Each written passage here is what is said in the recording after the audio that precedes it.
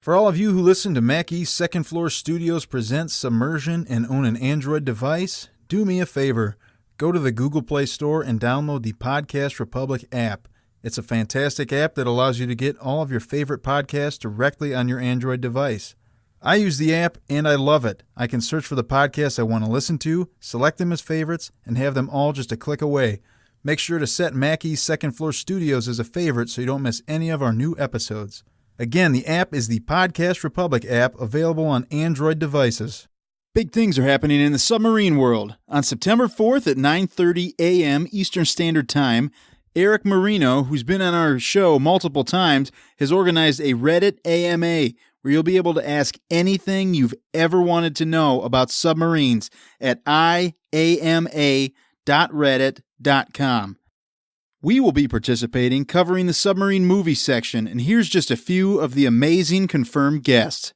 Stockton Rush, the founder and CEO of OceanGate Inc., a privately held company that provides manned submersible assets and expertise for commercial, research, and military applications. Commander Ryan Ramsey, the former captain of the HMS Turbulent. H.I. Sutton, the author of books such as World Submarines Covert Shores Recognition Guide, a researcher, artist, and owner-editor of HISutton.com. David Owen, a Royal Navy Trafalgar-class veteran. Ian Ballantyne, author of The Deadly Trade, Hunter Killers, and Killing the Bismarck. Josh Dean, the author of The Taking of K-129 and writer for GQ, Popular Science, and Business Week. To stay up to date on everything regarding the AMA, head on over to submarines.reddit.com and be sure to join the community for all kinds of great information regarding submarines. All right, episode 30. Woo! And it is the second week of Japanese Movie Month. Submersion does Japan. Wow. What is that? Is that Godzilla? We're still doing that's the gong. That's the gong. It's the It really brings out for a while. That sounds terrible. Yeah. It's a terrible. That was you weren't on the episode last week, but that was also what was said last week. It's like that doesn't sound very good. Could have found a better It one. works on two levels. I thought it was Godzilla, which is also Japanese. It was not a roar of a monster. No, it was not. No, I did almost. Yeah, I did almost take the one from Latitude Zero last week and put that on, but people would have not known what the hell that was. No, they would not have. Alrighty. Well, Brom's back. I missed you. I'm back. I'm out of the torpedo tube temporarily. That's true. Are you? I mean, and I'd sound much more echoey if I were in the torpedo tube. That is very true. Yeah. Acoustics would not be good for a podcast. We got to pull them out of there for the podcast. But Mustard Man and Zach are absent, so pour one out for our absent friends. And but yeah, no, we got the. Honestly, they couldn't figure out how to watch this movie. And I struggled too. There were some technical I got there. difficulties. Yep. When I first got it, I was like, what is going on with this? But I was able to figure it out. Yeah. So because I am intuitive. a computer whiz. Yeah. So it ended up being a case where they had subtitles for this, but each disc had different subtitle things. So like when you got the full video for the DVD, like you'd have to switch subtitles between the different discs or whatever. Right. And so, but we figured it out because, we're technological whizzes. I guess since they should have known that since we operate a submarine with only 3 people sometimes. Mm-hmm. We're like geniuses. We are. Yeah. Dive. When it gets out of hand, what began as an innocent conversation among friends would soon spiral out of control and later be referred to by future generations as the 8th wonder of the modern world. Mac East Second Floor Studios takes you on the journey of your lifetime as your captains, Alex the Mustard Man, the artist formerly known as Brom, Jamie the Brain, Kyle El Capitan, and Zach the Backbone present Submersion.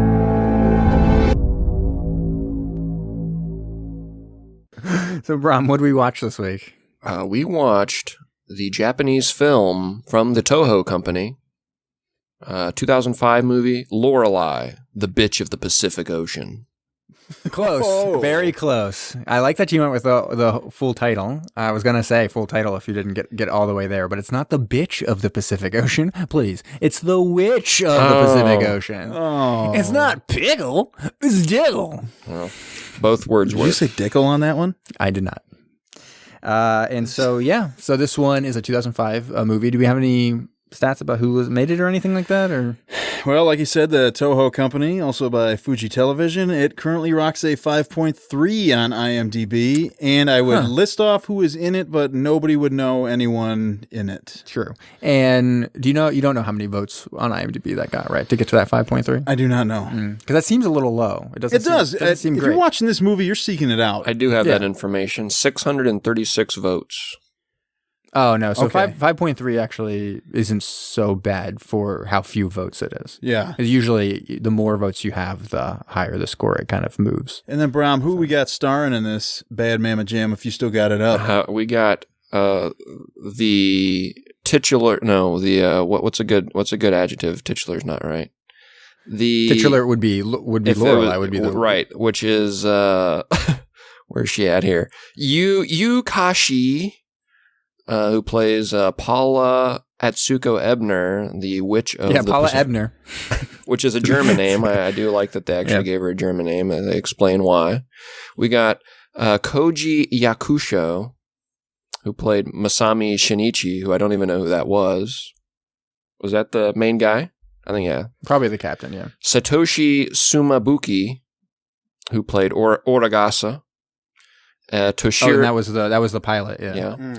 Toshirô Yanagiba, who played Kazaki Toshirô. I think that's enough. We got it. One more, it would be Asakura, who was kind of like the bad guy, right? Oh, yeah. Played by Shin'ichi Tsutsumi. Tsutsumi. Alrighty. All right, great. So let's dive right into this bad boy. Put 45 minutes onto that clock. Dude, we need and it. Let's This get going. It's a very long movie. It does open with a really awesome quote, though. So it says, "Creatures of the deep have no eyes because sunlight never reaches their world. In this infinite darkness, death and silence reign, yet they endure, nurturing the resilient light of hope." And then it shows the submarine. That was my favorite part of the movie.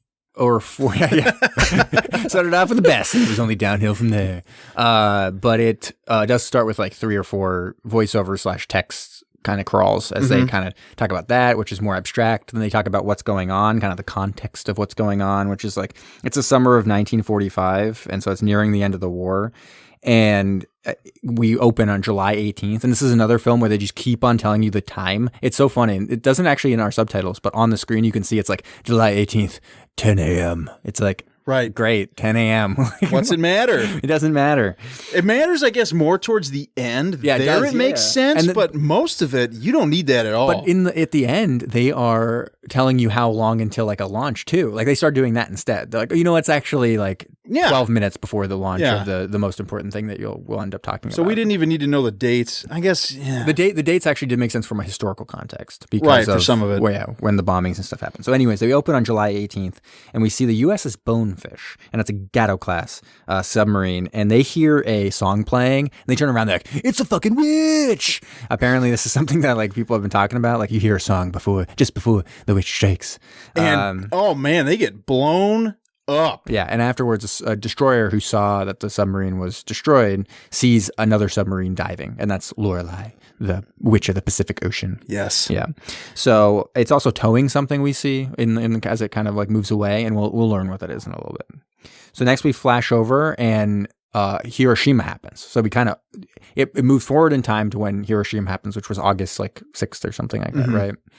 And there's an admiral and a commander, kind of a captain, and the admiral is kind of being real cagey about stuff. He keeps on talking about Crime and Punishment. They even flashback like Crime and Punishment becomes really important, except they totally botch the plot of Crime and Punishment. It's like, you ever read Crime and Punishment? It's like he killed like a loan shark. I'm like, well, it wasn't really a loan shark, but maybe that's just translation issues, whatever. And it's like, do you know who he really wanted to kill? And I was sitting there being like, the pawn store owner. Like, I'm confused. Like, he wanted to kill the pawn store owner. Like, he didn't want to kill anyone else. It actually was the entire point was kind of that he wanted to prove that he could do action and was like a Superman, by killing someone, and he chose to kill this pawn store owner. Like, I'm totally confused. Are they saying that he was supposed to keep trying to kill himself? Because he wasn't. That's what they said in the movie. I know, but it's not. Yeah. It's not really the thing. It's kind that of really comes into play a lot in this movie. It's kind of like a Christian / like nationalistic view of like the reading of Crime and Punishment. But I don't think that wasn't really the purpose of. I don't think that was like what Dostoevsky was trying to say. It was like he was really killing himself by killing God by killing someone or whatever they made up. Oh yeah, they totally botched it. They did do that. But anyway, the admiral is like, well, you're kind of. He's talking to the captain about this mission that he wants him to go on, but he also is like, you do not participate in any of the suicide attacks, the kamikaze missions, so they call you Captain Coward. He's Captain Coward. He's been mired on shore for like a really long time because of this refusal to do kamikaze missions, basically. But they'll come to find that they are actually happy about that. That they want him in particular for that reason, right? Kind of because he is Captain Coward, and we'll find out why. And he's like, "This is a waste of people's lives. It's a waste of training. We don't need to be doing this." Right. So they give him the new submarine. It's I-507, and it's coming from Germany. And this was supposed to be an experimental U-boat that they had developed, and it has this new tracking device. And so they go out the very next day. They go out with a totally like a motley crew that have no idea what they're doing. They're like, we can't read German. We literally don't know how to operate the submarine. Right. And they're sailing about. And it's like, ready? Cool. Yeah. I mean, I guess you have like trained a little bit. Yeah. On this I feel thing? like if the captain, as the captain, you'd be like, wait, we're leaving tomorrow? That doesn't really make much sense. And then you'd be pretty suspicious. But he seemed like totally down with it. It's fine. They even said we have a motley crew on this ship. I'm like, oh, I could listen to that. Yeah, that'd have been awesome if all of a sudden like Kickstart My Heart just started playing or something like that. Shut up, Motley Crew. Yeah. You were here for entertainment purpose only. It's drill time. Yeah. Then he pulls out a stopwatch and he's like, we got to dive. And they're like, oh, Captain Coward. Of course, he's fucking running away immediately. Like, what an asshole. But he's up on the sail. I know. And he waits for to the very last moment. Like, literally, they're about to go underwater, and he just like jumps down and closes the hatch. Like water is just pouring in on top. I'm like, there's no way he got that thing sealed in time. Not at all. So, anyways, he kind of lets everyone know, like, oh, hey, I'm Captain Coward. Don't worry about it. Like, we're definitely going on this really important mission. This is all about like Japan, and hooray, let's do it. Yeah. He even makes a joke here. Yeah, he makes like some jokes, because he's like, he said, if your heart's not in it, own up to it without shame. We'll send you home. Brom you. Yeah. We'll Brom you. I'll send you home out of the forward torpedo tubes. Don't worry about it. もしこの船に臆病者がいるんなら遠慮なく申し出てほしい。直ちに魚雷発射管から撃ち出してやる。手を休めるな。And that clip might be a little hard to understand. It might be hard to do a lot of these clips from this. Yeah. So he wants it down to be 45 seconds for the dive. It was currently at 60. And you can see the faces of the people as they have the stopwatch being like, oh, shit. Like, we are way over. I think it was 62 seconds for that first one. So anyway, there's 2 Kamikaze Torpedo Men. So in World War II, there were pilots who piloted like torpedoes. They actually got into torpedoes, piloted them, and blew up ships. That was kamikaze, underwater kamikazes. Like, I think most people know of kamikazes as being like in planes flying into stuff. But there were also these torpedo men that were kamikazes. And these guys are rip shit. Like, I cannot believe we're on this fucking boat with this guy who doesn't believe in like kamikaze. Like, I want to die now. What the fuck? Yeah. That's really what happened. But then the captain was like, wait, I can't believe you have like kamikaze people on my ship. Yeah, he was like pissed that they were even there. And they're like, well, they are the ones that can operate the mini sub. Hooray. We also get a very brief moment here where it's revealed that they're actually leaving without the authority of the Japanese Navy. And that becomes kind of a main underlying plot, is this like conspiracy that has been put in play unbeknownst to the captain of like what their mission actually is. Because they think what they're doing is there was this atomic bomb blast at Hiroshima, and that they are actually going to intercept a third bomb. There's 3 bombs that went. They were going to intercept the next bomb. I guess they think it's the second bomb. Yes. And they're going to intercept the second bomb and stop it from getting launched. Like, that's their idea of what they're doing. But there's this other conspiracy that you start to get a feeling is actually happening. And they also need to test out this new piece of equipment they have. Like a Phantom type thing, right? It's like a Phantom. But here's what's awesome. It's a mini sub. Yeah. And I was very excited about that. Well, technically the secret weapon is not even the mini sub itself. Mini sub's just a mini sub, but it turns out. But the mini sub they called Lorelei, right? So I was like, that's the Lorelei. This is amazing because the entire movie is named after the mini sub, not the I-05 or the I-507. we get the Lorelei. Yeah. So they are asked to avoid contact with any American ships at all costs.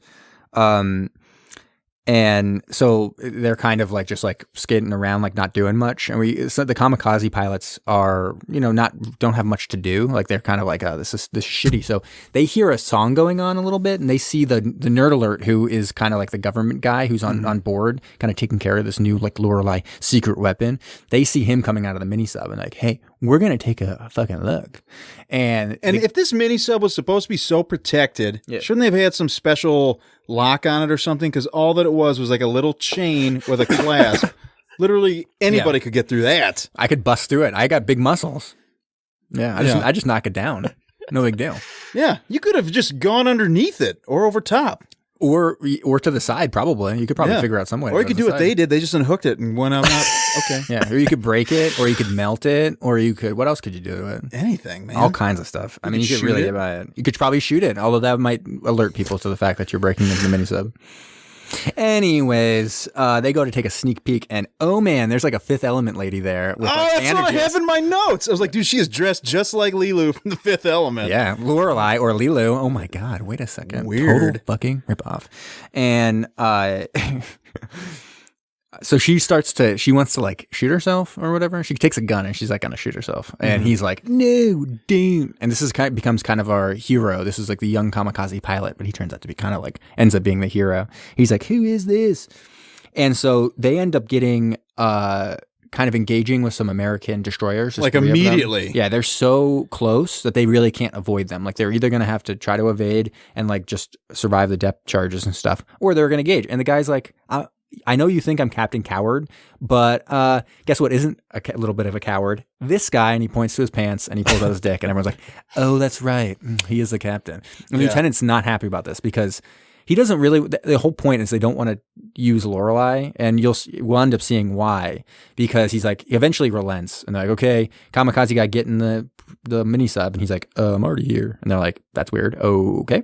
Yep. And they go out, and Lorelei ends up being this weapon where she has the ability with all these, like this weird suit that has like all kinds of injections into her, like pumping some kind of liquid into her or something. Yes. They didn't really explain what was going on, but basically the Nazis did some kind of human modification to this lady, and now classic, which is based on a true story. Oh, I mean, yeah, this is not this. I mean, this is obviously sci-fi, but they did do a lot of human experimental testing to like magnify human ability. Right. And so this one, I guess, worked. Right. Yeah. So she's got this like weird suit on, and she's able to basically, it ends up being explained that she can perceive like human emotion or something like that. Psyches. And so with this. Yeah, it was psyche. And so like with that, it's kind of becomes a sonar. Like she can link to other people's psyche and kind of see distances. It's weird how she can see like torpedoes and stuff. I'm not sure how those are linked to human psyche and stuff. And the seabed, they're not really linked to anything, but I'm wondering if it isn't a case of like other people's psyches kind of like go out and echo, and then her psyche is able to kind of like decipher all of those things bouncing around to give you like a sense of like space or whatever. So as long as there's other people in the area, she can see crab and lobster like, psyches, everything around. I don't know. It's real weird because I'm like, I don't know how she's seeing those torpedoes. But anyways, it makes it so they can give like a perfect 3D rendering of what's going on. And also this sub, I guess, is so good that they can just like dodge torpedoes. They're just like, it's like almost like the Matrix. Like they're like, like moving perfectly such that the torpedoes go right around them. It's real strange. It was. Anyways, they're able to survive all these like torpedoes and stuff that way. And Captain Coward even comes up with this plan because they have a limited amount of torpedoes on the boat, and he's like, oh, if we shoot that, because there's a fleet of three of them coming at him. Which I'm guessing they really didn't do that. You probably don't line up like that. But he's like, if we shoot the front one, it's going to become disabled, and the other two are going to smack into it, and they're all going to be disabled. Yeah. And they do it, but shoot. They miss it. There's like a main destroyer that's there the whole time. Like they were there like our American crew. They're the American crew. They were there on that July 18th thing. They're there then. They're there in the final battle. They're there all the time. And the captain is always sweating balls, so sweaty, and drinking some kind of mug. And there's like one guy on there that has like this giant helmet. It's like almost like out of Star Wars. I was like, what is that? And they showed it once. I was like, wait, show it again. And then I didn't see it again. I was like, oh shit, I swear to God, someone had a giant helmet. It was real weird. So anyways, they start to, they shoot, but like that one evades, that front one evades. And so they hit the back one. It ends up being that Lorelei gets like paralyzed because of this, because the psyche, the shock from all these like lives being lost kind of backlashes and knocks her out. And so it's one of those things that's probably the reason why they weren't engaging with American forces, along with other reasons. But like, that's one of the reasons that could be, is like, you don't want to disable Lorelei. You want to have her be safe. Right. But they almost killed her by like killing these ships or whatever. Yeah.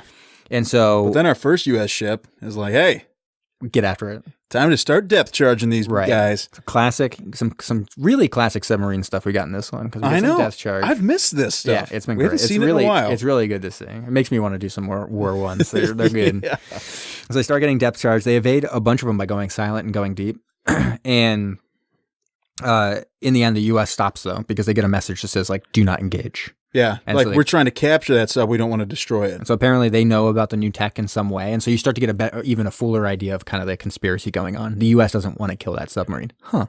Interesting. Mm-hmm. Even though apparently their mission is to destroy this whatever carrying an atom bomb. That doesn't seem to jive. No.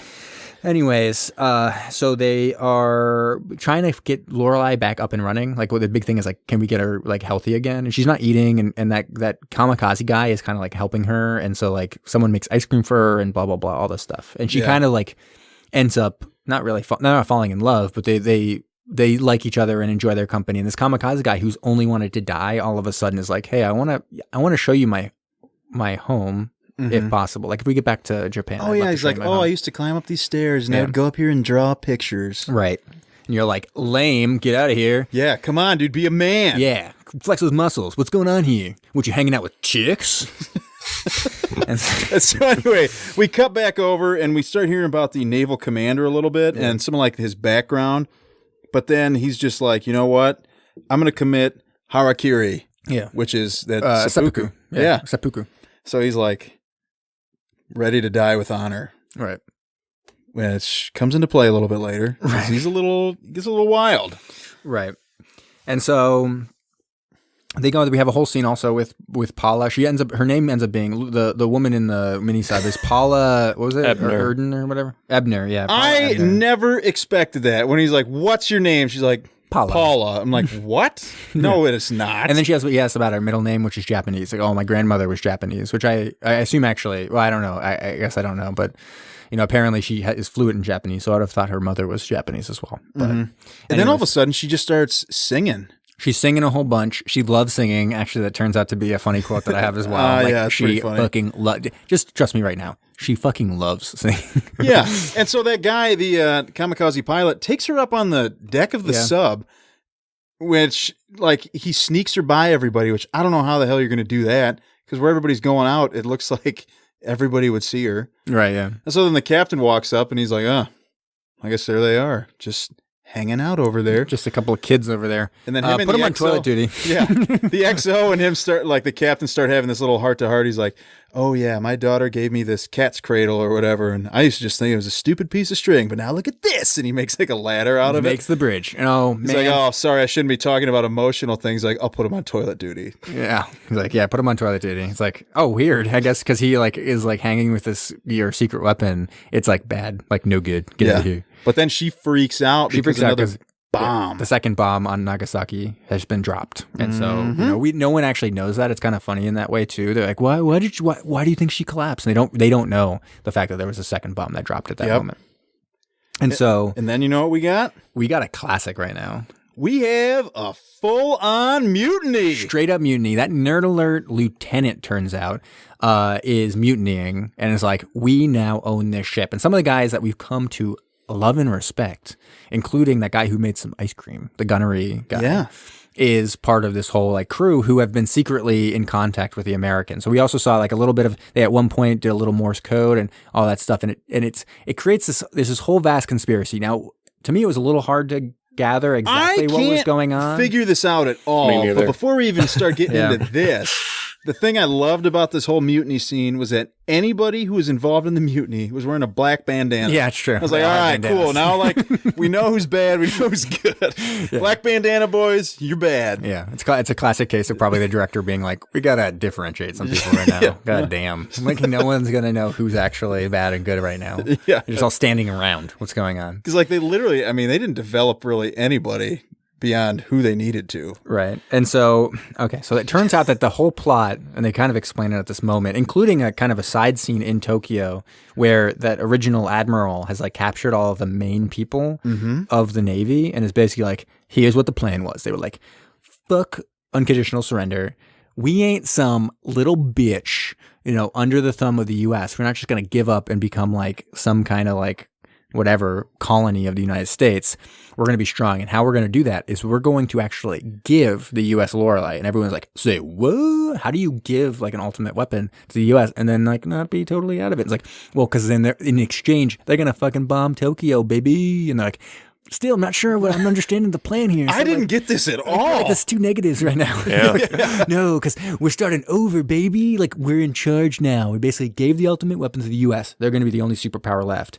Then they're going to let us start Japan again as like a military power, baby. And it's like, that is the worst plan I've ever heard. Yeah, that's what I was sitting there watching it. I'm like, am I missing something? Because none of this makes sense.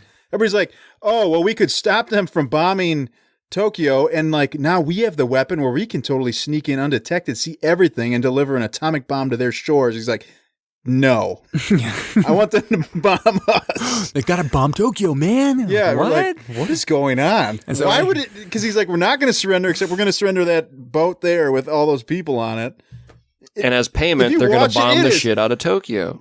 What don't you get here?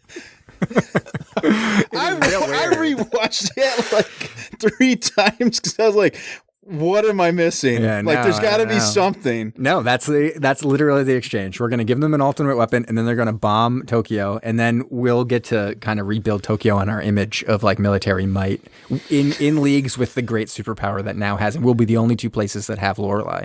It's like, what a weird fucking, okay, fine. I mean, whatever. So anyways, they end up rendezvousing with the U.S. during this whole thing. They surface, but at the last moment, the guy who made ice cream has like a change of heart and shoots this asshole lieutenant. But after just like this standoff where everybody's just like pointing guns around, sweating, they're like, ah! And then you're like, all right, we've been doing this for like 7 minutes. Right. Like, somebody just shoot somebody. Let's do this. They have. And they do. Sorry, I had to pour some more beer there. It sounded like you were like urinating. It did. Good. Yeah. Just like a really quick tinkle. Yeah. Like you get like a micro bladder. And so they take back the ship thanks to this gunnery guy who shoots the lieutenant. It was a what you say moment, if you guys remember that Saturday Night Live. Well, it's originally the OC. Yeah. You ever see the original OC episode? Yeah, when they all shoot each other. It's an amazing episode. Well, no, in the OC they just shoot one person. Yeah, it's just Marissa shooting Ryan's brother, like everyone knows. I don't know what the hell you guys are talking about. Anyways, so the gunnery guy shoots him, but then he gets shot. What you say? And they both die. But you only met. Well, I'll sing in the background. You just keep talking. Sure. And at the last moment, they're like trying to be, give us when the bomb is going to drop, man. Give us when the bomb's going to drop. And then Lorelei comes over and uses another superpower we didn't know, where she like touches him and is like, it's 6:30 a.m. Don't worry about it. And they're like, oh man, we only got 15 hours. And now the countdown makes sense. Now it starts. Now we know. Okay, now I need to know what time it is. Yeah. It's like, all right, 15 hours and the U.S. is going to drop that bomb on, or they're going to launch a plane to drop the bomb on Tokyo. Now, so despite the plan here being totally ridiculous and absurd, I will say there is an actual plot hole here where like they also send off when everything goes to shit. Yeah. The guy who is like the admiral or whatever sends his like little, whatever person who he goes off on a motorcycle to like stop the ambassador from going and doing the unconditional surrender to the United States. And so they drive over and they see that he's been killed already and like, we're too late. I'm like, you got 15 hours to, put in place a new U.S. ambassador and just do this unconditional surrender. I was very confused as why they needed to kill that guy and stop an unconditional surrender when it didn't matter. Like they were like, they're gonna drop the bomb anyways, baby. Like it doesn't matter that we didn't give him Lorelei. They should have dropped him that bomb. It's like, wait a second. Anyway, now I'm definitely confused because the unconditional surrender was supposed to put a wrench into that plan, and they can still do that. Like, what's going to stop them from doing an unconditional surrender at this There's a point? bunch of weird stuff. So anyway, the guy who kills... 15 hours, apparently Japan's sitting there being like, oh man, they're going to drop a bomb on us, and is doing nothing. Like, the only people doing anything is the submarine for some reason. Yeah. It's really But anyway, weird. the guy who kills the ambassador, like, all of a sudden we pan over, and then he just shoots himself in the head. Yeah. There's a bunch of stuff like that where Lorelei, there's one scene where she's like climbing to look out the top. It looks like she's going to kill Yeah, herself. she looks like she's hanging there. You're like, what is this? Well, that comes to fruition at the end with some of the kind of what they talk about with it. So anyways, during this 15 hours, we get another scene with Lorelei and the guy sitting on top of the bridge, and they're like, why do you want to live, Lorelei? And she's like, oh, I don't know. She's like, I do like to sing. I guess if I was dead, I wouldn't be able to sing. And it's like, valid point. That is true. What a weird reason for fighting in a war. Yeah, but yes. Yeah, it was like, what are you fighting for? And this was also garbage because he's like, what are you fighting for? I'm like, dude, she's been held captive and forced into this. Yeah. Like, she's not fighting for any of her own free will. I also loved his face when she said that. Like, I just like to sing. It's just like, lol, what? Okay, cool. So they in the end, during these 15 hours, they're like going to head into where they know that this plane's taking off at 6:30 a.m. They don't really know a plan yet. So they're like, everyone on board needs to be on board with this plan. And you can leave if you want to. So 25 men get on a boat and sail away. And we get a little scene with like getting a photographer getting a camera or whatever, but it's bullshit. Doesn't mean anything. Mm-hmm. And they all head off. And there's still like 40 minutes left at this point. Yeah. And they decide, so at the climax, they're taking on the whole Japanese fleet. And they're going along. Switch it around. Oh, sorry. American fleet. I don't know why I wrote that. Yeah. The whole American fleet. Either way, whatever. And so it's this whole climax where they're kind of like they're getting depth charged like crazy, and they need Lorelei to go out and help them like avoid all this stuff because they do have a plan of how they're going to take on these ships in the end. Mm-hmm. And so they need Lorelei to launch. And then we have the other kamikaze pilot also die by like dropping his baseball down a thing and getting his hand trapped. I was like, yeah, what a shitty way to die. Right. He's like, I want to die so badly. I want to die for my country in like a proud way. And it's like, oh, I dropped my baseball. Oh shit, my hand's like caught. It's like, oh, that's probably not what we were imagining. Oh, we're flooding this room in like a half a second. You're like, what? Yeah. And so this is the first time. This is the first of a few instances where you see the captain, who's Captain Coward, doesn't like kamikaze stuff, have to come to grips with the idea that there are these different situations of killing yourself that seem to be what they're saying through this movie, like appropriate in this wartime moment. This is the first one where it's like, as the captain, he sacrifices this guy, with the guy also being like, it has to be done. I have to die. You have to go get in your machine. Otherwise the ship would go down. And that's the first one where it's like, okay, this is not only him making a decision, but allowing this guy to kill himself and say like, get into the Lorelei and go and like save us. Mm-hmm. That's like the first one that kind of happens there. And then they also get damaged by a torpedo that hits the ocean floor and it knocks out their batteries. Yeah. And there are all sorts of like crazy levels of hydrogen and stuff. And the XO has to go and manually change the batteries. Very K-19 here. Very K-9 Widowmaker, yeah. He ends up dying. And he ends up dying too. And that was another one where it's like, I got to go in here and like do this or else we're not going to be able to survive and save Japan. And he had to kind of come to grips with like his best friend kind of having to commit suicide for the betterment of the mission or whatever. Yeah. And so there's like two different ones right there where it does it. And in the end, what they end up doing to kind of defeat the big fleet, the American fleet, is they actually start to shoot torpedoes at the propellers, almost like shooting guns out of people's hands. Yeah. They're just like knocking out props. And they were like, oh man, but Lorelei's going to get hurt when all those people die. And he's like, oh, not if we don't arm those fucking torpedoes. So they're just shooting like basically large pieces of metal and like taking out props. And they're kind of like messing with all the boats and stuff. And eventually they get in the clear and away from them. And they're able to surface. But Paul is still in a bad shape in Lorelei. Yeah. And so this was kind of funny because the captain's just like, we're going to just cut you guys loose. Gotta go. And yeah. Go find your way home. And I'm like, can you imagine you're in the middle of the U.S. as fleet, like a mini sub, yeah. As a mini sub, and you surface. You're like, how do we get out of this? Yeah. You don't. Yeah. But this is like the final one, right? Because he kind of gives this rousing speech of being like, we are the old people. we are the ones that got us into this shit, into this bad situation. It's our duty and our job to get us out of this shit and get you as the youth. You are the hope for the future of Japan. Like, you got to be the ones who survive. And this is the final, him actually killing himself.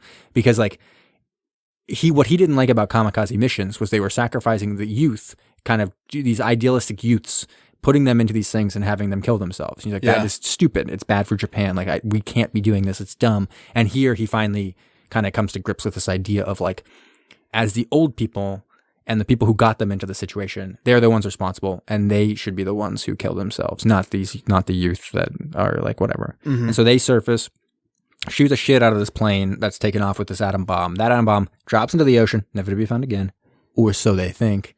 Maybe we'll find it someday. Lorelei too. Oh yeah, Lorelei that's too. the bitch of the Pacific. Kyle's mission, and they end up diving to try to evade, but all rumors are that they died in the process. And then we see Lorelei kind of sailing away through the sea to presumably survive. And then fast forward 1,000,000 years into the future. Apparently, we didn't know this was a bookending situation where this was all actually like some kind of interview that was happening with a very old person drinking. No joke, Brom, did you see what he was drinking? No, remind me. It was hilarious. He was drinking, no joke, Steel Reserve 211 malt liquor. Oh, I didn't. At dinner. Like, there's like there was just on like the beach. On the beach, just a big bottle of Steel Reserve. One of the worst things, the most vile liquid created by man. My God. Last time I drank that, I puked when I actually just drank it. I was like, oh my God. Why? Why did I drink that vile liquid? Give me a Cobra instead, man. Yeah, God, that would have been better. The only way, by the time I finished college, the only way I could drink Steel Reserves was as Brass Monkeys. I had to fill it halfway with orange juice. It was the only way I could do it. Oh, man. Only possible way. And then the other guy, the Japanese interviewer, well, for the listeners, was drinking Sparks. The old man you're talking about was a lieutenant on one of the destroyers. I don't think you mentioned. Yeah, he was that kind of this idea. He kept on looking. He was the one who kept on looking out, being like, "Lorelei, what's that singing? Oh my God!" And just like that. Yeah, and the Japanese guy's drinking Sparks. You guys ever have Sparks? Oh, yes. I did. Yeah, yeah. So he was drinking Sparks. Yeah, like it was like nighttime. It's weird. Like we're like early evening on a beach. That. It's like, you know what? I need a little Sparks. Maybe we should try it, man. I've only had it, like in college and stuff. Maybe it's great for dinner. It's real weird. I remember once a Thanksgiving time heading home where apparently I was supposed to get a ride. Like one of my friends was in town. And like, oh, you can just grab a ride with us. Head home. It'd be real easy. You don't have to go on the bus like usual. And I'm like, oh, that's awesome. Like. But we're leaving at 3 a.m. when my brother gets in town on a plane, like really early in the morning. I was like, well, you know what? Let's all just grab Sparks. We'll stay up and then we'll like sleep in the car on the way, home. And so we each got 4-pack of Sparks and each drank 4 Sparks throughout the night. I remember feeling like trash at the airport. And then his brother got in and my friend was like, oh, hey, so, Jamie's going to grab like a ride. And he was like, the car's already filled. I have like other friends who I already promised like I was going to drive them. And so then I ended up having to wait in line for a bus at like 6 a.m. having stayed up all night on Sparks. And like I almost fell asleep in line for that bus. Oh my gosh. So anyways, that's Lorelei. Yeah. End with a little story there. Yeah. Oh, Lorelei, the witch of the Pacific Ocean. Something else, man. Yeah. It's pretty lengthy. Yes. So we're going to start you off with this, Brom. What did you think? What did you give it as a score? Okay. Well, we did have some hallmarks of good submarine movies and what we're looking for.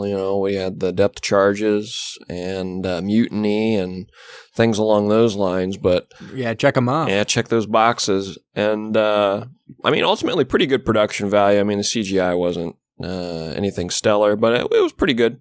But overall, the movie, this was so weird. It was so over dramatic at times, which is something that I notice a lot in Japanese cinema and anime. It just is something that always bothers me, is it's just so dramatic. And then you like kind of step back and look at what you're watching, and it's like a slightly science fiction, historical, I don't know what you'd call it. It was so weird. It didn't know what it wanted to be, and the plot was just, I couldn't understand the motives. I didn't know if it was me just like trying to like bounce back and forth from reading the subtitles, and I was I was just sitting there watching it, just so confused as to. It would be funny if it was just a mistranslation. Like someone was like listening, trying to make these subtitles, being like, I don't know. They're going to drop it off. And then I don't know what this plot is. I'm going to guess here. Yes, this is the plot. It's like, oh, that doesn't make any sense. Yeah. As far as all that went, it was disastrous. But keeping it out of the cellar again, there was some good production quality here, some cool action. I mean, you can't knock any of that. I thought some of that was pretty cool. And ultimately, the ending was really anticlimactic. I thought with the plane lifting off. I wasn't sure. I'm like, is that it? Is that the one that's got the bomb? Because it's not supposed to lift off for another few minutes. At least that's what they led me to believe. And then, sure enough, it is. So they aim their guns and they shoot it down immediately, and the movie ends. I'm like, what, dude? They take like 2 shots and they both connect. You're like. No, they were shells. They were very good. They were hitting literally propellers on individual ships. They're like Lorelei, basically, but I'm like, you still have to shoot, position yourself to shoot those torpedoes exactly where you want them to be. If she had some kind of telekinetic powers and could redirect them, I guess I'd understand it. That would make sense. Okay, we're rewriting this. Yeah, and I mean they were firing shells at a bomber. I mean, it wasn't a flak cannon or anything like that. They were trying to line up shells, and they hit it first shot. I'm like, oh. All right. They did it. That's that. And the nuclear bomb didn't go off either, so diffused itself at the bottom of the ocean. So weird one. I'm going to give it a 4.5. Oh, wow. You landed exactly where I was thinking I was going to put it. Yeah. Shoot, are we all going to be the same on this? Because I was thinking 4.5 is this. I mean, in the end, the production quality is quite good. Like, you think it might be a little funny to think that I gave, last week's film 6, and then this one a 4.5 because, it was a 1969 film. Yeah, it was. Yeah. And Latitude Zero, 1969, like, clearly just not the same production value as something like this, which is a very modern film and actually quite well made. I don't watch a lot of Japanese cinema, but I assume that this is pretty well made even by that standard, or like the standards of their normal films being released and stuff like that. So high quality and all that.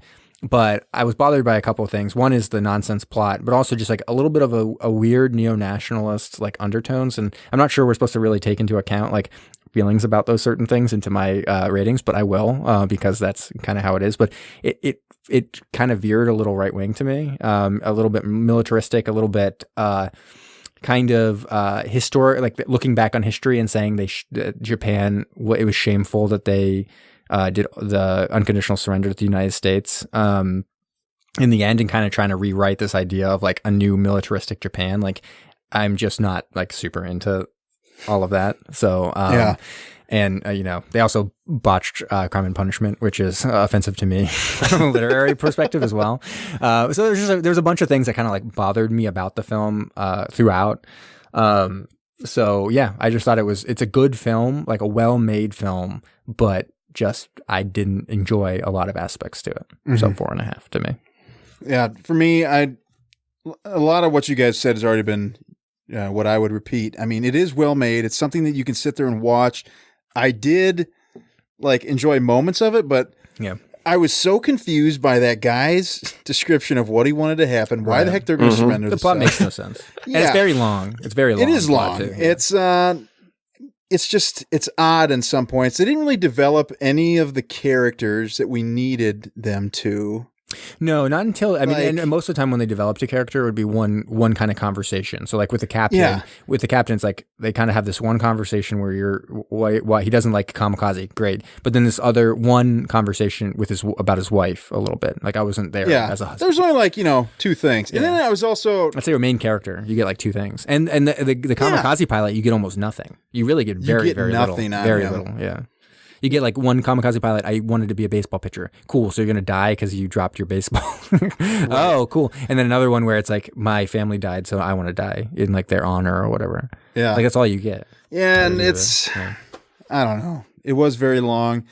It was super weird I guess it's interesting to see the other side of the coin because all we ever see are the American films. And to see something like this, it was weird. I was like, it's coloring my viewpoint of the movie a little bit, but I mean, how can it not? Because you're like, oh, they're gonna shoot the American ships now. You're like, I don't want that to happen. Yeah. I don't know. I guess it'd be similar. To me, though, there was this kind of weird, like, militaristic bent to it. It's almost like if we watched an American film where they were like, it was bad that we didn't drop an atomic bomb on Tokyo and, like, you know, really crushed them into nothing. And I'd be like, wait, what? Wait, what's that? That's what we call overkill, guys. That's it's an not interesting needed. way to put it. Or like if you watch a Vietnam film where they were like, and we should have 100% dropped an atomic bomb on Hanoi or Ho Chi Minh City. And it's like, excuse me? Wait, what? I thought the American corollary was like King Kong, where it's sci-fi, it's a war we lost, you know. Wait, King Kong? Yeah, the new one. Oh, you're talking about the new King Kong. Yeah, with during the Vietnam War, we find the island where King that's Kong the and Vietnam all War, the skull monsters are. That's right. I thought you meant the original King Kong. I was like, I don't know what you're talking about. Are you talking about like when, like, you're talking about like the war being the war against the gorilla at the end? When he's climbed up on top of the skyscraper? Like that's the war, the battle of New York City against the gorilla? No, a really bad, US on really one bad side. sci-fi movie from a war that the country in it lost. Oh, you didn't like the new King Kong? I've never seen it. You didn't like Kong Skull Island? I did not. It was Dude, it's got Samuel Jackson in it, man. That doesn't mean Brie it's Larson great all the time. Adrian. Right. Oh, not Adrian Brody. Who was that? Adrian Brody's not. Adrian What's Grenade. what's No, the guy? Gosh. I don't know. He's from all the. He's Thor. Tom He's Thor's Middleston or bad. something, Yeah, there right? we go. Yeah, Loki. Oh, Is that his name? Yeah. yeah, Hiddleston. Okay, I'm going to give it a 4.5. Sorry. Yeah, we're all at 4.5. Yeah. Yeah. I don't know. It's a very strange movie. I'm sure. You know, some other people would watch it and be like, "What are you talking about? Like, this is a pretty good movie. Like, I enjoyed it." Or It whatever. was well made. We've seen things that have been a lot worse. Of course, made. but it's not everything goes along with that. And one thing I was like, a lot of submarine action, I enjoyed a that. lot of submarine stuff. All that's good. Like if you want to see something where you're seeing kind of like what's supposed to be like an experimental World War II type submarine, and seeing a lot of like depth charging and mutiny and torpedoes and all this stuff with a little science fiction thing, then yes, by all means, this is like a pretty good film for that if that's what you're looking for. But as like a whole film. But most of us aren't looking for that. We just want like the classic sub action. Right, yeah. And America, baby, right? Right. That's what we want. I know when we were first watching it, they're like, there's the USS, what did you say, Bowfin? And they just like blow it up. I'm like, oh, man. oh, I forgot. It's Japanese movie month. This is American Lives. Oh, shit. All right. So I'm going to get into a little trivia here. Let me hit you with some real quick. And okay, sure. I went down the rabbit hole a little bit. Shin'ichi Tsutsumi, who played Asakura, again, the guy that villain character that wanted to reset Japan, basically. Sure. Restart button. Yeah, he was in another movie from 2010 called Space Battleship Yamato. Ooh, that sounds fun. And I'm hoping there's some submarines in the live action one. He's in the live action one, but it's based on an anime. And in the anime, there is the Yamato 2199 dimensional submarine. Wow. So you can do that maybe one of these times for Subs Worldwide, Subs Galaxy-wide. What is this thing called? Space Battleship Yamato. It looks ridiculous. It's just a battleship in space. Like, there's no accoutrements to make it, like, space-worthy. It's just a battleship up there. Oh, there's like a live action. Because I was going to say, dude, like, it's got an 8.3. Yeah, the live action's got a 6.1, so it's a little higher than what we just watched. Yeah. Other real quick, I also looked at the German poster for Lorelei. I don't know if you guys saw it. It's called, the German title of the movie is Lorelei I-507, and the tagline on it is Japan's Antwurf auf das Boot, which means Japan's answer to Das Boot. Okay. That is a terrible tagline. I like it. Is that all you got? That's it. All right. So this Hopefully I was the didn't highest step on your grossing. heels in any way. No, not at all. So this was the highest grossing film in Japan during its week of release. Nice. So it was somewhat successful.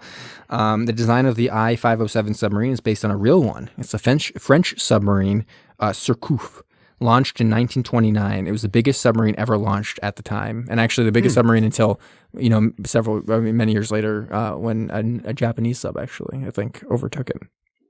So the story of Lorelei is based on a best-selling novel written by Hirotoshi Fukui, Fukui, which was over 1,000 pages long. So that may be why like the plot gets a little botched in translation a little bit, because I think there's a lot that they could kind of build on. But it was part of a new wave of neo-nationalism in Japan. So that's why I was kind of talking about like there's a little bit of a conservative bent to this, and it actually continues to this day. There's Abe, the leader of Japan, is kind of more on the conservative side of things, and it's been kind of this wave of more military might and returning Japan to like kind of the forefront in response to the rise of China and stuff like that. And this was a wave of movies, particularly in this year. There were 3 different movies released, kind of all with this like subplot of rewriting history a little bit to be like, fuck surrendering to the U.S. This was actually more like militaristic and interesting than just simply surrendering or whatever. Right. Yeah.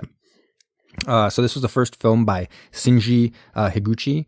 He went on to direct Shin Godzilla, which was the 2016 reboot of the Godzilla franchise by Toho. It ended up winning Best Picture at the Japanese Academy Awards. And I've heard that's really good. Yeah, he's very, very well regarded. He actually has a new film coming out this year called Dragon Pilot, and it's based on a manga. Here's the plot.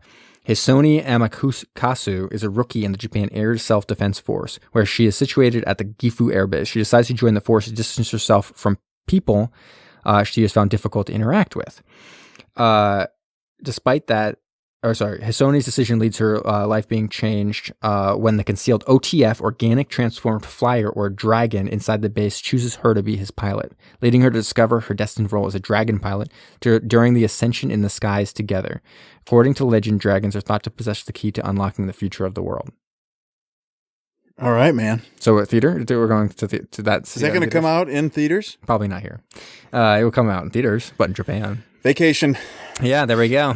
Just use all this podcast money and take a little trip to Japan.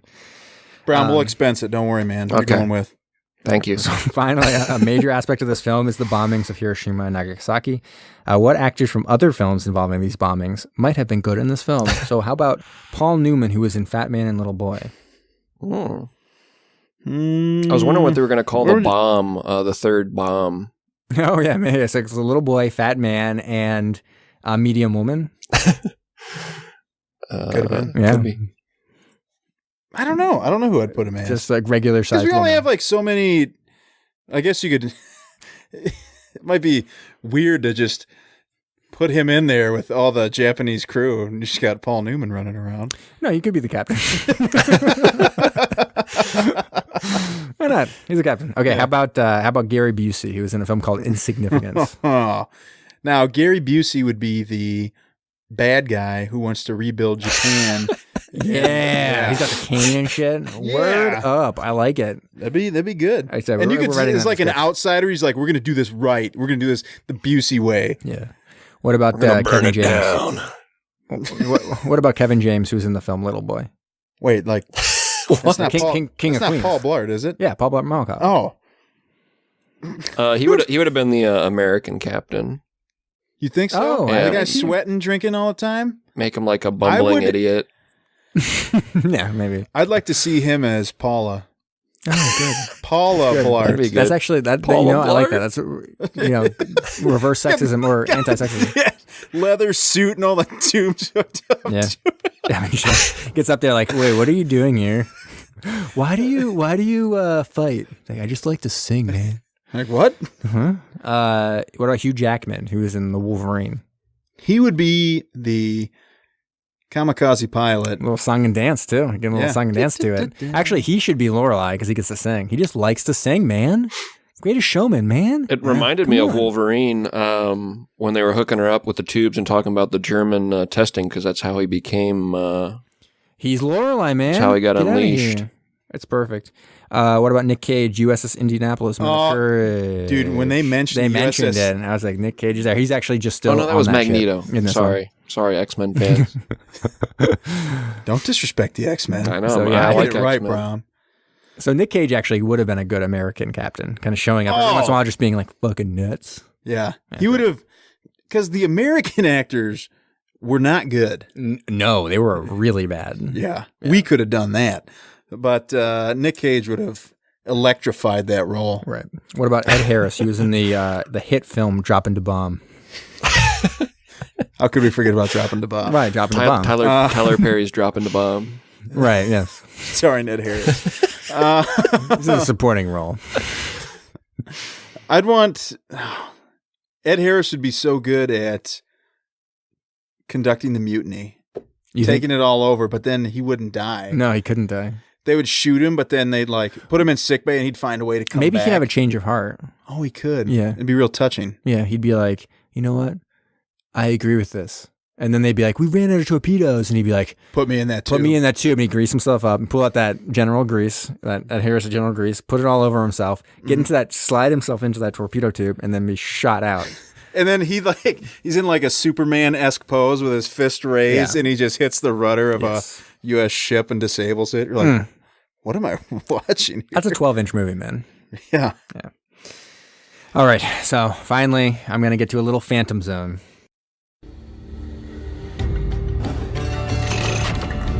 Engage the Phantom. Phantom's engaged, sir.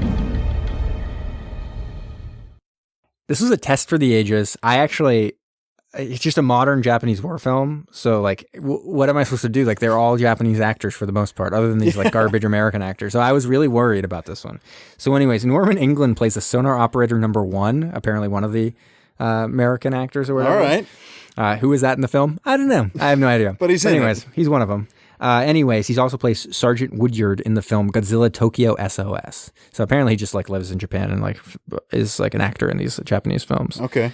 So apparently in that one, Godzilla destroys an American submarine. Hopefully not with Sergeant Woodyard on there. That would be too bad. Mm-hmm. So that film features Hiroshi Koizumi, who is also in a number of older Godzilla films, but believe it or not, is also in the 1963's Atragon.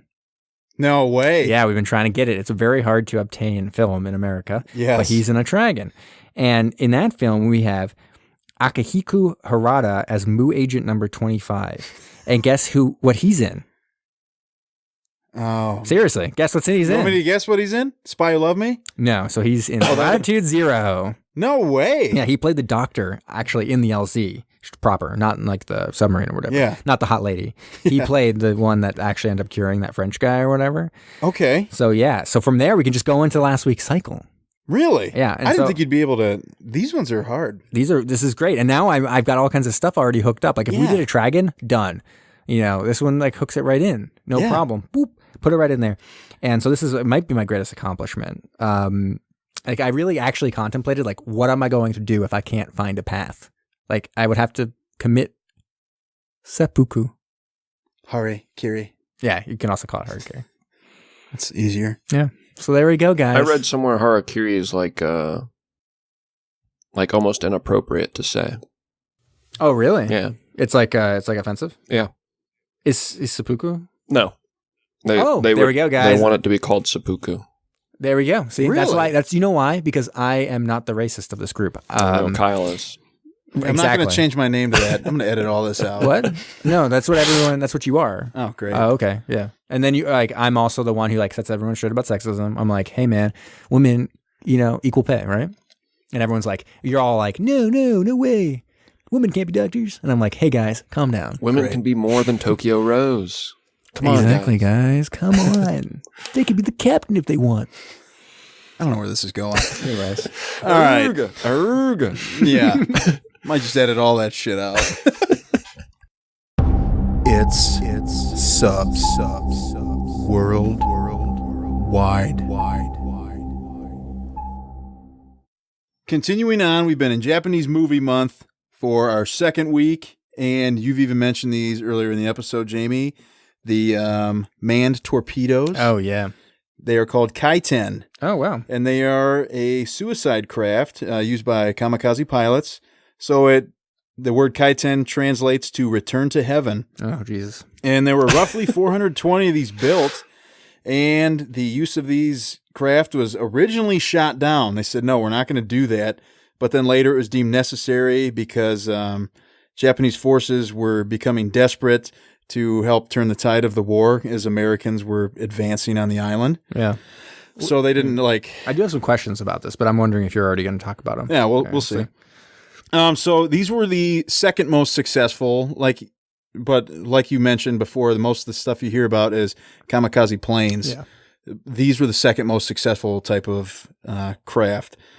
So when these were first built, the pilot had the option to actually escape after like he did a final. That's what I would think. That's what I would think you'd want to do is you'd have it be escape. Not that you would really necessarily be able to survive. Yeah, like but something like if you had something that would float you up to the surface, right? But who's going to pick you up? Anybody, I guess. Yeah, that's that's kind of the problem. Shot at that is better than anything. I guess, yeah. But so you could like do your final approach, speed away, eject, Right. but then they just said, well, forget that. And once you were latched in, you were in there for good. And if you went and you missed your target, you could circle around and try to come back. But if you didn't hit your target, a lot of times people just detonated them. So all the pilots of these were really young. They were between 17 to 28 years old, and I read somewhere it was like 90% of them. Oh wow! So only were 17 to 24. So only a little bit older than us. Yeah. We're all 14. We're 14 years old. If you can't tell from our conversation. So the pilots for this had to progress through a series of exercises and training and stuff, and they said the training was pretty difficult and dangerous because you would detonate yourself. Well, right? No, I know. I was like, well, what's the end goal here? Of course, it's going to be dangerous. They would like practice ramming into things, but like the missile wouldn't be armed. But one of these, I'll get into it. One of the torpedoes could travel at 40 knots, which is 46 miles an hour. If you do that and you hit something that's rock solid, it's going to hurt. So anyways, 15 people died in the training for these things. And so they were designed to launch from either a surface ship or a host submarine. And the Kaiten would be attached to the outside of the sub. And there's a little like access tube, I imagine like at a play place in a fast food restaurant. For sure, yeah. Where you just, That's where they got the idea, at McDonald's. Yeah. Oh, that'd be a good way to get into the torpedoes. And so you could get in there so you could enter the Kaiten while the sub was submerged. And the pilot would get his bearings and go off on his mission. So there were a bunch of different types of these things. If you look on Wikipedia, they got all kinds. The Type 1, which was the most commonly built, there were 330 of them. They were 48 feet, 5 inches. That's very long. They're pretty long. Yeah. But the diameter, they're only 3.3 feet. In diameter? In diameter. Are you sure that's the diameter? Yeah. That's what it said. Wow. Okay. So it's pretty tight. That's tight. The warhead was 3,420 pounds. The max range was 42 nautical miles. This was kind of, it said cruising speed 12 knots, but then max speed, I think when you're doing your final approach, was 30. Operated a depth of 260 feet. But then the Type 2 had a slightly smaller payload, was a little bit longer. I think it was like 50 feet. And that's the one that could cruise around at 40 knots. So, like I said, Wikipedia has a lot of good information on these. Also, if you're in Japan, they do have a memorial museum in Shunen City. Oh, wow. And there's also on display at the Kure Maritime Museum in Hiroshima, History of Folklore Museum. Is it Hiroshima or is it Hiroshima? I'm not sure. Yeah, who knows? Yamaguchi, the History and Folklore Museum in Yamaguchi, the Yasukuni War Museum in Tokyo, and now I'll be able to pronounce these with certainty. New Jersey. Yeah, the New Jersey Naval Museum in Hackensack, New Jersey, Keyport Naval Museum in Seattle, Washington, the USS Bowfin Submarine Museum We'll definitely be going in Oahu, and the Royal Navy Submarine Museum in Gosport. Where's Gosport? Is that UK? UK. I'll have to tell my brother. Yes, He's got to go there. Yeah. He'll be like, hey, we're going on vacation right now. This weekend we're going to Gosport. And his wife will be like, wait, why are we going to Gosport? He's like, it's like a pretty place. Whatever. Yeah. But it was also interesting on that site because I went and looked because I was, interested in these kamikaze craft because it's like such a foreign concept to us. It's very interesting. And they even had like a different, they said the American perspective on it versus the Japanese perspective on it. And they said like the American perspective was like, either they like didn't know why people were doing this or they were just like, well, these people wanted to do this. But the Japanese perspective was like, this was mainly out of desperation because like they didn't know what else to do to stop American forces and stuff. And this was effective, but not necessarily like the best way to go about I guess it. the one question I had, and I'm not sure whether it is, like, I just feel like it'd be very hard to, like, how are they seeing where they're going, kind of? They had to train with bearings and stuff, so I don't think you really could see. So you just kind of know. You just get your bearings. It's like when you would fire a torpedo. So how is it better? I guess I don't know. In my I guess mind, you it's could like a fine tune some adjustments. You could adjust it. Yeah, maybe they could be told where to go, or they could use some instrumentation to be like, actually, let's move it a little bit. Yeah, maybe. I don't know. I mean, I guess it must have been hard training or whatever. Because I can't imagine you could actually see out of the thing and actually steer it or anything like that. Like, that'd be crazy. Yeah, you really can't. No. So I don't Unless know. we see one in person and they tell us differently. We'll have to go and figure it out. We'll have to go see one of these guys. But that's very interesting. It's a real strange concept. It's very foreign to us, but I don't know. I guess there was nothing else you could do. They're like, well, I guess we can do this and manufacture it on a mass scale fairly quickly. Sure. All right, Brom, what do you got? Top 5 ways of killing yourself, or what? Top 5 ways of committing seppuku. Here we go. Top 5,000 ways to die episode. There we go. Ooh. No, I got something much more lighter, much more happy and upbeat. Tube 3 ready to fire, sir. Commence the countdown. 5, 4, 3, 2, 1. Give it to me. I have got my top 5 Japanese fun facts. Ooh. Because we are in Japanese movie month. Again, we're talking about, nuclear warheads and seppuku and all that stuff when we're watching these movies. So let's talk about Japan today. Very cool culture. Here's some very neat facts. I've actually got 6 this week because there was a lot of neat stuff. Country I'd love to visit someday. Number 6. What Americans call cantaloupes or muskmelons are treasured fruits in Japan. One breed, the Yubari King melon, can sell for over $10,000 a melon, with incredible value placed on the attractiveness of the outer rind. Is that 10,000 US? 10,000 US. Oh my gosh. Better be a nice melon. We're in the wrong business. Yeah. What do? I grow melons. It was really interesting. It's not like a one-time. Yeah, it's not like a one-time thing either. There's like a whole bunch of them. You can buy them on eBay and stuff too, and they're all like thousands of dollars. With like the really treasured ones that have like no blemishes on the rind will get over to $10,000. I imagine us getting into the business and Kyle being like, "Oh man, guys, here we go," and they're like, "No, this rind's shitty. It's like $5," and you're like, "What? How dare you? This is unblemished. This is bullshit. You know what? Yeah. This is fucking bullshit. Yeah. This rind is perfect. This is grown in the northern United States. You don't know what It's you're fucking gorgeous. You guys have no idea what you're talking about. Yeah. I can't even imagine if I came home and told my wife, "Oh, I just spent $10,000 on this melon." Do you eat them? Yeah, they eat them, and they No make dishes way. and stuff with them. Yeah. Oh my god.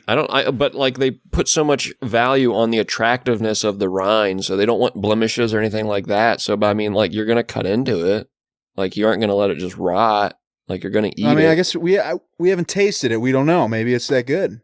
I hate cantaloupe. It's like one of the 3 foods just I like don't a- eat. I think so. I think someone would say that you just have never had a good cantaloupe. I guess Is I've it never just- had a is it like Yubari a normal King. It's just normal cantaloupe. It What's looks it called? like a cantaloupe or muskmelon, like yeah, indistinguishable. muskmelon. What's the official name again?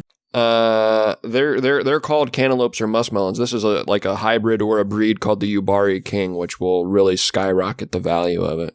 Grown in the city of Yubari. Flash forward like 3 hours from now, and we're still talking about Yubari melons. I should have It's made like, this how long one was that number episode? 1. Oh man, it was like 4 hours. We talked a lot about melons. Yeah, dude, it does just look like a cantaloupe. It's a little longer. I don't know. Oh, look at that rind, though, dude. Oh, man. Dude, Those that's are really $12,000 bucks. Look at that guy. It is That very rind is beautiful. pretty cool. Yeah. I will say that. Kind of want, well, whatever. Get myself in a room alone with them. You know, I've heard about people where like, oh, we'll go out on a Friday night and everybody throws down like $30. You get a group of like 10 people. You get some really expensive like bottle of like whiskey a or bottle something. service. Yeah, sure. Let's do that with some melons, man. Yeah, man. With that podcast money. So GoFundMe, we're going to be starting a GoFundMe so that we can Just so we can get a melon. $12,000 melon, guys. So we'll keep you posted about that one. All right, let's get to that second fact. Number 5. So you can eat it on a radio show. Yeah. Number 5, also food related. It is customary. Is this number 4? No, I'm doing 6 this week. Of them. Oh, you're doing 6? Oh my God, we really shouldn't have talked so much about those melons. I know. That's amazing. Let's dive deep on this. I mean, if They're it's only gonna get interesting. better. This is the worst. He just did the worst fact. We're going to be talking so much about these other facts. Number 5, it is customary to slurp hot noodles like soba or ramen. Louder slurping indicates you find the noodles to be particularly savory. I have heard that. Like the more like mouth noises and stuff with it. I know from first-hand experience. You done that? No, I'm saying that like people in my at my work when they're eating their food are eating very loudly, and it is disgusting. Oh yes! Oh, it's so good. No, they're doing that. Yeah. Are they Japanese? I'm not going to comment on it. I don't see like color, so I'm not sure. Oh, wow. Any of that kind of stuff. So. Wow, Jamie. Number 4, on average, there are around 1,500 earthquakes per year in Japan. That many? Yeah, that's incredible. And with how small that country is, I mean, you probably, wherever you're at, you probably feel a lot of those. I mean, if one's like polarized to the north, maybe you don't feel it at the far south of the islands, but 1,500, that's a ton. I mean, no, 1,500 is not a ton. 2,000 is a ton. That's true. Call. Yeah, a ton is 2,000 pounds, actually. So. Oh, that's right. It's not 2,000 earthquakes. Yeah, how many pounds of Could earthquakes you say is if that? you had 2,000 earthquakes, would you say that it's a ton of earthquakes? Yes. Oh, really cracking ourselves over here. Oh, Some yeah, we're unit so jokes, good. baby. We're so good. Unit jokes. I'm still looking at these melons online. They look really nice. Number 3, Jamie, you'll like this one. Japan is home to the largest population of inbred dogs. Wow. I mean, Where are you finding this? probably because they're trying to make like perfect. Like, these melons are like $12,000. Like, we got to make this perfect one. This dog is shaped like a teacup, and you're like, yeah, was that a teacup poodle? And they're like, no, it's literally shaped like a teacup. And you're like, oh Jesus Christ, it's a monster. What have you done? Number 2, anime is so prevalent in Japan and abroad that there are over 125 voice acting academies in the country of Japan. That's a lot. How many? 125. 125. Wow. Could we go there and get like tips? Probably. We could just Get tips for, enroll. You know, so we get tips like so we perform for them and they give us tips. Is that right? No, man. Wait, what? Advice. Oh, Yeah. well, why do we need advice? We are pretty good. We're pretty great. Number 1 is a little contest for you. I want you to guess the number here. Japan consumes how many pounds of horse every year? Oh, any is too many. Well, it depends on the horse. That horse is a real asshole. Guess what? You're going to eat it? Oh, They yes. eat it raw, too. They slice it No. very thin and eat raw horse. How many pounds does the country eat every year? I'm going to say 1 million Oh my God. pounds. No way. I think that's a gross overestimation in my personal opinion. I don't think so. How many I'm- people are in Japan? I'm gonna say 90,000. All right, here we go. Japan consumes nearly 15 million pounds of horse every year. Oh my gosh. 15 million? 15 million That's pounds gotta be at least, of like, horse every What year. is that? Four horses or 5 horses? At least. Oh my God. That's the math. That's crazy. Maybe it's good. I haven't had it yet, I guess, you know. Well, so when we go on our trip to Japan, we got a few things to go to. We got to go to the torpedo suicide or suicide torpedo memorials and stuff like that, Yeah. right? We got to see that premiere of that movie that's coming out with that actor in it. And we got to eat some horse. And we got to feel an Obviously. earthquake. Oh yeah, we got Experience an to earthquake? feel an earthquake. And we got to buy a melon. We got to get that melon. Well, this is the whole GoFundMe. We'll provide all the funding for this trip plus enough to buy a $12,000 melon. Get some voice acting. Bring home an inbred dog. Well, no, that's also how we're going to fund the trip is by getting tips Okay. when we go and perform at the voice acting. I don't think Yeah, you're getting they it. tip us I don't for think it. you're getting it, Jamie. No, I'm not. I'm still confused. I think. Okay. But that was my top 6 Japanese fun facts. Those were very fun, and they were facts for sure. Yeah. They weren't Zach facts. Well, we don't know. I'm not totally sure they weren't sex pigs. It's true. Which one do you think I would be lying about? If one of them were the horse one? The horse one? 15 million. Inbred my God. dogs. Inbred dogs. No, come on. They obviously are inbreeding dogs. First of all, inbred dogs happen in the United States. They're definitely inbreeding dogs. You like, think all my over the dog's world. inbred? He does have that underbite. No, your dog is hilarious. It's so cute. It just wants to snuggle. Like jump on your lap and you're like, oh, hi. That's true. Yeah, it's He great. could be inbred. That's maybe why. It's like, yeah, real nervous. Yeah. It's probably He does have two tails.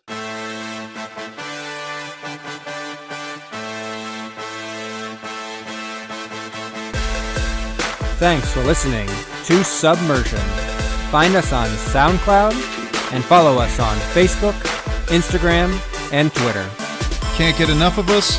Don't forget to subscribe for new episodes every Thursday. And if you like what you heard, please go ahead and give us a rating.